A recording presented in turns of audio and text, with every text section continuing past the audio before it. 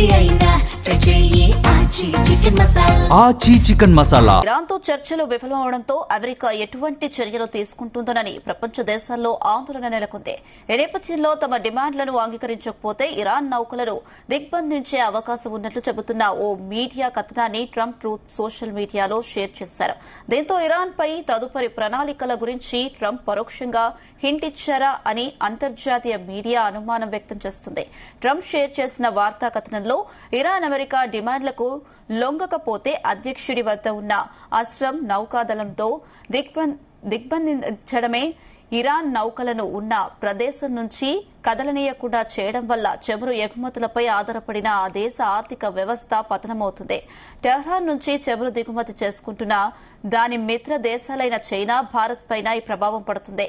Venezuela మాజీ అధ్యక్షుడు మదురోను America నిర్బంధించడానికి ముందు కూడా ఇదే విధంగా ఆ దేశంలోని నౌకలను దిగ్బంధించారు. ఆ విజయవంతమైన ప్లాన్ ను ట్రంప్ ఇరాన్ పైన అమలు చేసే అవకాశం ఉందని మీడియా సంస్థ అంచనా వేసింది. పాకిస్తాన్లో ఇరాన్తో జరిగిన చర్చలు విఫలమైనట్లు ప్రకటించిన కొన్ని గంటల అనంతరం ట్రంప్ ఈ పోస్ట్ చేయడం ప్రాధాన్యత సంతరించుకుంది.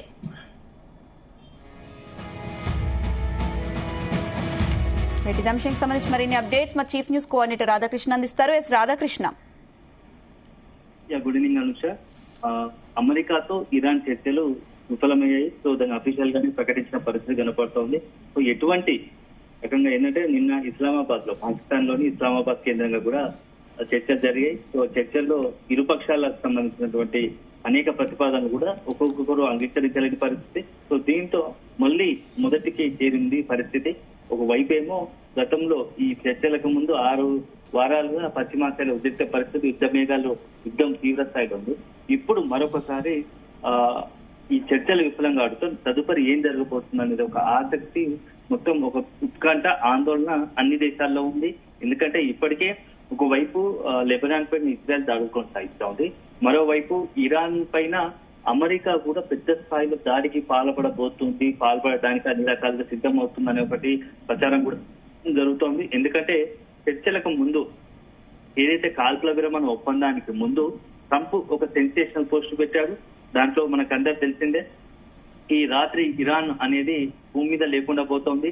ఇరాన్ ఒక దేశ నాగరికతను మొత్తం కూడా సర్వం నాశనం చేయబోతున్నాం, సమూలంగా నాశనం చేయబోతున్నాము అంటూ కూడా ట్రూత్ లో ఒక పోస్ట్ పెట్టారు. సో ఆ పోస్ట్ పైన ప్రపంచ వ్యాప్తంగా అన్ని దేశాల్లో ఒక ఆందోళన నెలకొంది. ఏం జరగబోతోంది, ఇరాన్ ఏం చేయబోతున్నారు, నిజంగానే ఇరాన్ పై అమెరికాలో ఆ స్థాయిలో దాడికి పాల్పడబోతుందా అని చెప్పేసి అంతా భావించారు. ఆ క్రమంలో ఉన్నట్టుండి ఒక్కసారిగా చర్చల ప్రతిపాదన తెరపైకి రావడంతో మొత్తం అంతా అన్ని దేశాలు కూడా ఊపిరి పీల్చుకున్నాయి. సో చర్చలు అంటే అల్టిమేట్ గా ఎవరో ఒకరు వెనక్కి తగ్గి అల్టిమేట్ గా మొత్తం పశ్చిమాసియాలో శాంతియుత వాతావరణం ఏర్పడేలా దోహదపడతారు అనుకుని అన్ని దేశాలు భావించాయి. కానీ చర్చల్లో ప్రతిష్టంభన ఏర్పడింది, చర్చల్లో ఫలప్రదం కాలేదు, మళ్ళీ యథాస్థితికి వచ్చింది. ఈ నేపథ్యంలో ఇక నెక్స్ట్ తదుపరి కార్యాచరణ ఎలా ఉండబోతోంది, ఇరాన్ విషయంలో అమెరికా ఎట్లాంటి కార్యాచరణ రూపొందించబోతుంది అనేది మాత్రం ఇప్పుడు చాలా ఆసక్తికరంగా మారింది. ఈ నేపథ్యంలోనే అత్యంత కీలకమైన ఒక అప్డేట్ అందుతా ఉంది. సో పెద్ద ఎత్తున అంతర్జాతీయ మీడియాలో కూడా పెద్ద ఎత్తున ఒక వార్త చక్కర్లు కొడుతూ ఉంది. సో దీనికి సంబంధించి ట్రంప్ ట్రూత్ సోషల్ మీడియాలో కూడా షేర్ చేసిన పరిస్థితి ఉంది. సో దీని ప్రకారంగా ఇప్పుడు ఇరాన్ పై తదుపరి ప్రణాళికల గురించి ట్రంప్ ఒక రకంగా కొంత వ్యూహాలు రచిస్తున్నాడు. ఈ నేపథ్యంలో తమ డిమాండ్లను గనక ఇరాన్ కనుక తమ డిమాండ్లు అంగీకరించకపోతే నెక్స్ట్ ఏం చేయాలో మాకు పర్ఫెక్ట్ స్ట్రాటజీ ఉంది, దాని ప్రకారం అమలు చేస్తాం.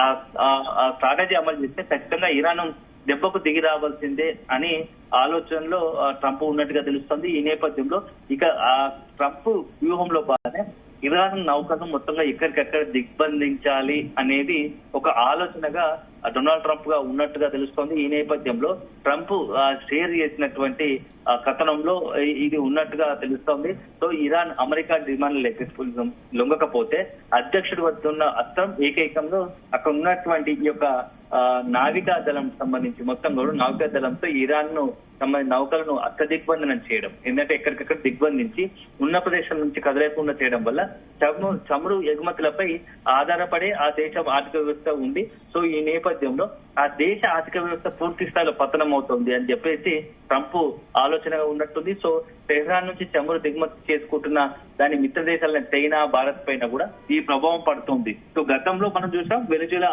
మాజీ అధ్యక్షుడుగా ఉన్నటువంటి మదురోను అమెరికా నిర్బంధించడానికి ముందు కూడా ఇదే విధంగా ఆ దేశంలోని నౌకలను దిగ్బంధించారు. సో ఆ ఆపరేషన్ విజయవంతమైంది. ఇప్పుడు అలాంటి మరొకసారి అలాంటి ఆలోచనతోనే అలాంటి వ్యూహంతోనే ట్రంప్ ఇరాన్ పై అమలు చేసేందుకు సిద్ధపడుతున్నాడని కూడా ఒకవైపు ప్రచారం జరుగుతోంది. సో పాకిస్తాన్ లోని ఇరాన్ తో చర్చలు విఫలమైనట్టు ప్రకటించిన కొన్ని గంటలకే అనంతరం ట్రంప్ ఈ పోస్ట్ పెట్టడం కూడా ప్రాధాన్యత సంతరించుకుంది. అయితే మనం ఇక్కడ చాలా గమనించాల్సిన విషయం ఏంటంటే ఇరాన్ కి సంబంధించిన నౌకలను బంధించాలంటే అదే సమయంలో ఆ సముద్రంలో ఇప్పుడు ఇరాన్ నౌకల చుట్టూ కూడా కొంత ఇట్లాంటి పరిస్థితి వస్తేనే కొన్ని వాళ్ళు ఈ యొక్క మెరైన్ సంబంధించి కింద సబ్మెరైన్ల ద్వారా బాంబులు అమర్చినట్టుగా కూడా కొంత చర్చ జరుగుతోంది. తెలుసు గతంలో ఒకవేళ ఇరాన్ యుద్ధ సమయంలో కనుక ఇరాన్ కి సంబంధించిన నౌకలను ముట్టడిస్తారు అని ముందస్తుగానే అమెరికాకి సంబంధించిన నౌకలు దాడి చేసే అవకాశం ఉంటుంది అనే దాంతోనే కొంత ఇట్లాంటి సముద్ర గర్భంలో బాంబులు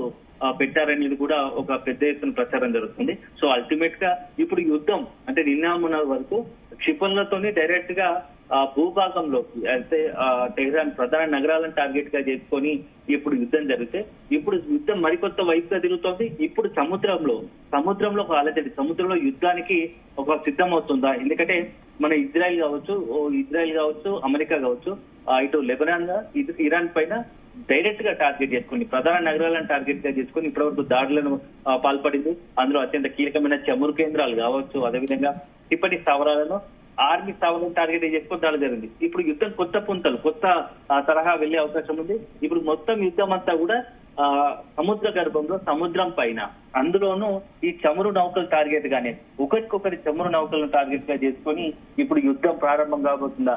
నిజంగానే కనుక ఈ యుద్ధానికి కనుక ప్రారంభం అయితే మరే ఒకసారి ఈ యొక్క సముద్రంలో అలజడి మొదలైతే మాత్రం అది ఇంపాక్ట్ అన్ని దేశాలపైన పడుతుంది. అది కేవలం ఏంటంటే అహం పోయి ఆ సముద్రంలో ఈ యొక్క వాణిజ్య నౌకలను టార్గెట్ చేసుకొని పోతే ఖచ్చితంగా ఇది యుద్ధం కేవలం ఇజ్రాయెల్ కే పరిమితం కాదు, అమెరికాకే పరిమితం కాదు. అది ఇంపాక్ట్ మొత్తం యావత్ పశ్చిమాసియాతో ఇతర దేశాలకు సంబంధించి బయట ఆధారపడి ఉంటుంది. ఎందుకంటే ఇరాన్ నుంచి మిత్ర దేశాల్లో ఉన్నట్టు చైనా లాంటి కొన్ని దేశాలు, భారత్ లాంటి దేశాలు కూడా ఇప్పుడు అక్కడ చమురు తీసుకుంటున్నాయి. కాబట్టి సో అల్టిమేట్ గా ఆ దేశాలు కూడా అవసరాన్ని బట్టి యుద్ధ రంగంలో దిగాల్సిన అవసరం, ఎందుకంటే ఆ దేశాల అవసరాల నిమిత్తం కూడా ఇరాన్ నుంచి చమురు దిగుమతి చేసుకుంటున్నాం. అలాంటి దేశాలకు ఇబ్బందికర పరిస్థితి సృష్టిస్తే దాన్ని అడ్డుకట్ట వేయడానికి ఏదో రకంగా ప్రణాళికలు రచిస్తుంది. అది అల్టిమేట్ గా అటు తిరిగి మరొకసారి పెద్ద ప్రపంచ యుద్ధానికి దారితీసే అవకాశాలు లేవు. సో అత్యంత కీలకమైనది ఈ మొత్తం ఎపిసోడ్ లో, ఈ పశ్చిమాసియాలకు సంబంధించినటువంటి ఈ యుద్ధం ఎపిసోడ్ లో రాబోయే 2 రోజుల్లో, ఈ రోజు రేపట్లో ఏం జరగబోతోంది, ఇరాన్ విషయంలో అమెరికా ఎలాంటి వ్యూహాలు అమలు చేయాలనుకుంటుంది, అలాంటి వ్యూహాలు అమలు చేయాలనుకుంటే దాని నుంచి అమెరికా ఇరాన్ పై దాడులు చేస్తే అమెరికా దాడులు తిప్పుకోవడానికి ఇరాన్ నుంచి ఎలాంటి వ్యూహాలు ఉన్నాయి, ఎలాంటి ప్రతికరణ దాడులు ఉంటాయి. ఎందుకంటే మొన్నటి చూస్తాం మనం గల్ఫ్ కంట్రీస్ ని టార్గెట్ గా చేసుకొని దాడులు చేసింది ఇరాన్. ఇప్పుడు సముద్రంలో చేస్తే ఖచ్చితంగా అదే కోవాలో, ఎందుకంటే ఉన్నంత వరకు ప్రత్యర్థులకు సంబంధించి దాడులు జరుగుతున్నప్పుడు ఆటోమేటిక్ గా అదే స్థాయిలో ఎదురు దాడులు ప్రతి దాడులు ఉంటాయి. కాబట్టి ఈ దాడుల అంచనా ఎటువైపు ఉంటుంది, అటు తిరిగి మొత్తం చమురు నౌకలకు సంబంధించి జరిగితే అది పెద్ద విధ్వంసానికి, వినాశనానికి దారితీస్తుంది. అల్టిమేట్ గా అన్ని దేశాలు ఈ యొక్క యుద్ధంలో చాలా నష్టపోవాల్సి వస్తుంది. ఇప్పటికీ చాలా దేశాల్లో గ్యాస్ సంబంధించి కావచ్చు చమురు కొరత ఉంటుంది. అల్టిమేట్ గా ఆ దేశాల ఆర్థిక పరిస్థితి ప్రభావం చూపుతుంది. ఈ యుద్ధం మరింత ముదిరితే మాత్రం ఈ రకంగా చమురు నౌకలకు సంబంధించి వాణిజ్య నౌకల మీద ఇంకా దాడి చేస్తే మాత్రం అల్టిమేట్ గా దాని ఇంపాక్ట్ మరింత తీవ్రంగా ఉండే అవకాశాలు కనబడుతున్నాయి. సో అల్టిమేట్ గా మనం చూడాలి ఏం జరగబోతా ఉంది.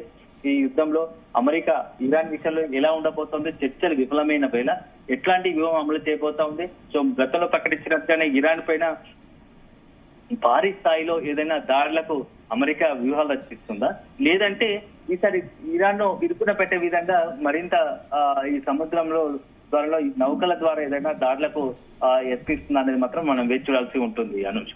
Right Radhakrishna, thank you.